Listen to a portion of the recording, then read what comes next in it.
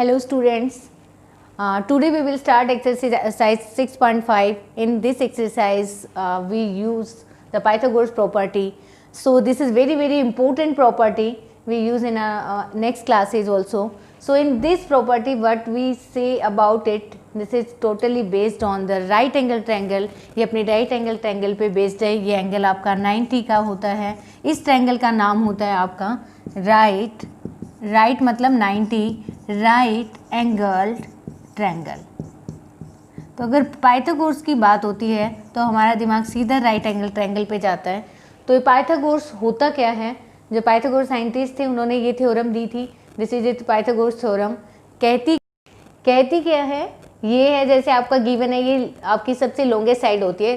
अगर हम ट्रायंगल की बोल रहे हैं राइट एंगल ट्रायंगल, तो ये दो साइड में कंपैरिजन नहीं होता है, दोनों इक्वल भी हो सकती हैं, दोनों छोटी बड़ी भी हो सकती है, बट जो लॉन्गेस्ट साइड होती है वो आपकी हाइपोटेन्यूज होती है.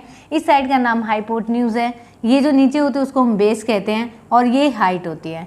ये किसके इक्वल है, आपके ये थ्योरम इसको डिफाइन करती है, जो हाइपोटेन्यूज का square is equal to base का स्क्वायर और प्लस हाइट को हम परपेंडिकुलर भी बोल सकते हैं या कुछ और नाम दे दो, अदरवाइज एच सेम हो जाएगा. हाइट को हम परपेंडिकुलर भी बोल सकते हैं क्योंकि आपको पता है क्योंकि 90 का एंगल बना रहा है तो ये परपेंडिकुलर भी हो जाएगा, तो हम इसको पी ले लेंगे, पी स्क्वायर. एक्चुअल में ये है आपकी थ्योरम. इसको कैसे ड्राइव किया जाता है, एक छोटा सा मैंने यहाँ पे यू दिया. एक मैंने एक राइट एंगल ट्रायंगल ड्रॉ की. स्क्वायर की साइड ए है तो ये पूरा एरिया कितना हो जाएगा आपका ए स्क्वायर, और ये अगर आपका सी है तो ये सी स्क्वायर, और ये आपका बी है तो बी स्क्वायर. तो ये जो साइड है आपकी C square is equal to sum of A square plus B square. इसको ड्राइव ऐसे किया गया है. These are 3 square and they bounded by 1 right angle triangle. तो अब हमें यूज़ करनी है ये वाली. अब इसमें 2 टाइप के क्वेश्चंस आएंगे. पहला क्वेश्चन ये कि आप चेक करो कि given triangle is right angle triangle और नॉट. राइट एंगल ट्रायंगल और नॉट. अब आप इसका कैसे पता करोगे, जो गिवन ट्रायंगल है, दिस इज ट्रायंगल, जो गिवन ट्रायंगल है वो राइट एंगल ट्रायंगल है या नहीं है. तो इजी वे ये है कि अगर वो ये प्रॉपर्टी सेटिस्फाई कर रही है तो वो राइट एंगल ट्रायंगल है. अगर आपको कोई ट्रायंगल ये दे दे, यहाँ पे 3, 5 और 7 दे दे, आप चेक करो कि ये ट्रायंगल आपकी राइट एंगल ट्रायंगल है कि नहीं है. तो आप किसको चेक करोगे, 7 का स्क्वायर किसके इक्वल होना चाहिए, 3 का स्क्वायर प्लस 5 का स्क्वायर. तो अब आपने यहाँ पे 7 का स्क्वायर क्या होता है 49, 3 का स्क्वायर 9, 5 का स्क्वायर 25 और 9 अगर हमने ऐड किए तो 34 आता है, और 34 नॉट इक्वल टू 49. तो नहीं है ये ट्रायंगल आपकी राइट एंगल ट्रायंगल. एक तो क्वेश्चन इस टाइप का आएगा कि चेक करो कि गिवन ट्रायंगल आपकी राइट एंगल ट्रायंगल है या नहीं है. दूसरा आपको गिवन होगी ट्रायंगल क्या है आपकी, triangle is right angle, find right angle triangle, find. And आपको 2 साइड देगा और मान लिया आपसे ये पूछ ले, ये 2 गिवन है आपको, फाइंड 1 साइड ऑफ इट. जैसे परपेंडिकुलर फाइंड करो, बेस फाइंड करो, हाइपोटेन्यूज फाइंड करो. तो this is the use of this Pythagoras theorem. तो with the help of this Pythagoras expression जो आपको गिवन दे रखा है, पाइथागोरस प्रॉपर्टी या इक्वेशन जो गिवन है, नोट एक्सप्रेशन, इक्वेशन जो गिवन है उसकी हेल्प से हम ये चीज़ें फाइंड करेंगे in exercise 6.5. So you will try question number 1. In question number 1 given that, now this is question number 1. In this given that जब पी क्यू आर आपकी ट्रायंगल है, देखो मेन पॉइंट आपको यहाँ मिलेगा कि वो राइट एंगल कौन से पॉइंट पे है, पी पे है, क्यू पे है, आर पे है. अगर आपका राइट एंगल पी पे दे रखा है तो सबसे पहले यहाँ पी पॉइंट बना लो जहाँ आपको 90 ड्रॉ करना है. तो यहीं पे 90 होगा क्योंकि राइट एंगल एट पी पे राइट एंगल है तो यहाँ पे 90 का एंगल बनेगा. ये this is very important point when we draw the right angle triangle. Then we will write the measurement. आपको पी क्यू गिवन है, अब आपकी मर्जी है पी क्यू आप जहाँ लिखना चाहो, यहाँ क्यू लिख सकते हो, यहाँ आर, बट पी आपका फिक्स रहेगा.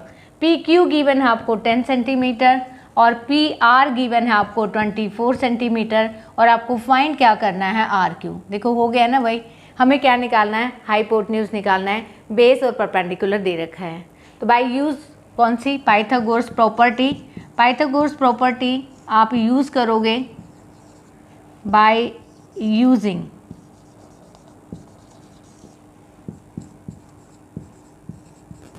क्या कहते हैं, हाइपोटेन्यूज क्या आपका आर क्यू है, आर क्यू का square is equal to P Q का स्क्वायर प्लस पी आर का स्क्वायर। एक बार ये जरूर राइट कर लो।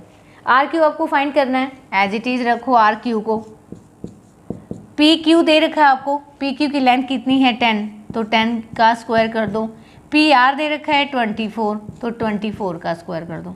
और स्क्वायर आपको फाइंड करना आता है, 10 के स्क्वायर का मतलब होता है 10 मल्टीप्लाई 10, 10 को 10 के साथ मल्टीप्लाई करोगे 100। 24 के स्क्वायर का मतलब होता है 24 मल्टीप्लाई 24, अगर हम 24 को 24 के साथ मल्टीप्लाई करेंगे 576। आप इनको ऐड कर लो, 676 आएगा।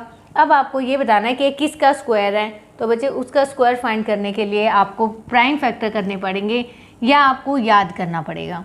अगर आप इसके प्राइम फैक्टर करते हो तो आप तब भी फाइंड कर सकते हो, अदरवाइज मैं बता दूं आपको, अगर आपने थोड़े बहुत भी स्क्वायर लर्न किया है तो ये 26 का स्क्वायर है।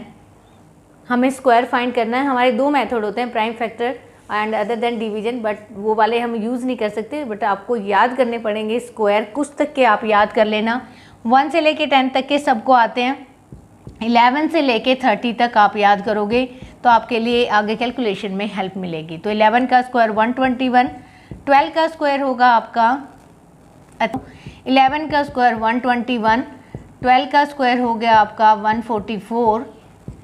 याद करने आपको 13 का स्क्वायर है 169, 14 का स्क्वायर है 196, 15 का स्क्वायर है 225, 16 का स्क्वायर है 256 और 17 का स्क्वायर होता है 289, 18 का स्क्वायर होता है 324, 19 का स्क्वायर 361 एंड 20 का स्क्वायर होता है आपका 400। 21 का अगर आप स्क्वायर लोगे तो ये आएगा आपका 441, 22 का स्क्वायर लेंगे तो 484 और 23 का स्क्वायर लेंगे तो 23 का स्क्वायर होगा 529, 24 का 576, 25 का स्क्वायर होगा आपका 625, 26 का स्क्वायर है 676, 27 का स्क्वायर है 729 एंड 28 का स्क्वायर है 784, 29 का 841 एंड 30 का स्क्वायर 900। तो आपको ये सबके स्क्वायर लर्न होने चाहिए। तो without calculation you can write here 676 given है तो वो 26 का स्क्वायर है, तो आपने यहाँ पे 26 का स्क्वायर लिया। पावर से पावर के बेस, अगर पावर सेम है तो बेस इक्वल होते हैं, तो आर क्यूब डायरेक्ट आ जाएगा आपका 26। तो आप इजीली फाइंड कर पाओगे। अगर सेंटीमीटर गिवन है तो यहाँ सेंटीमीटर राइट करो, अगर मीटर गिवन है तो metre. So this is the use of this square in this exercise. First you learn about up to 30th square of 30th and now you will try question 2nd, 3rd and 4th. Have a good day.